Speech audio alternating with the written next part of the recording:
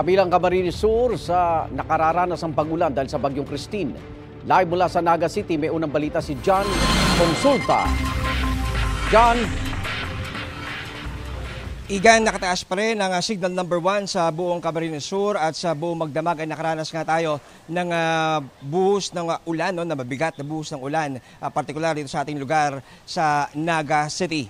Ganap na 6:10 a.m. Igan, nag-issue ng red rainfall warning dito sa Camarines Sur ang NDRRMC at asahan daw ang matinding pag-ulan.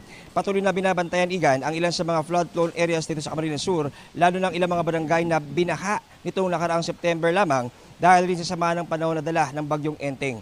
Naka-standby na, Igan, ang ilan sa mga emergency vehicles ng probinsya dito sa Naga at ayon sa Philippine Coast Guard ay nakakasa na rin ang kanilang mga plano sakaling tuluyan ng sumama ang panahon.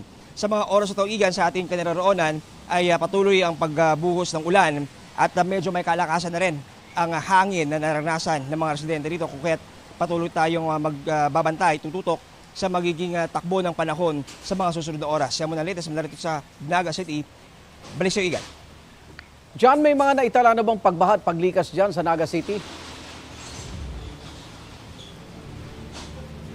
So far, Igan, sa ating mga naikutang mga lugar at ating mga nadaanan sa ating pagpunta rito sa Naga City ay wala pa naman mga pagbaha.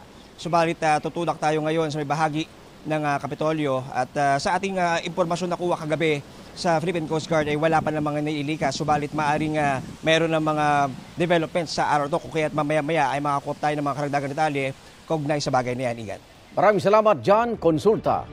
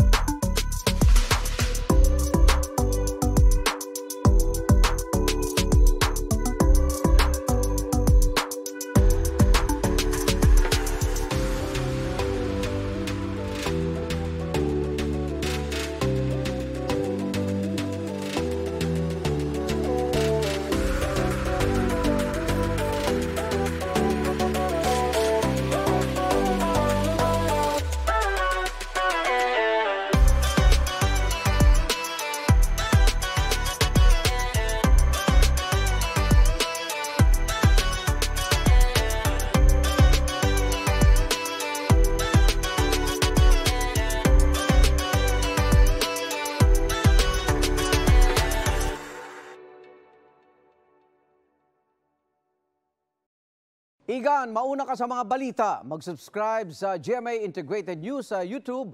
Sa mga kapuso abroad, subaybayan nyo kami sa GMA Pinoy TV at sa www.gmanews.tv.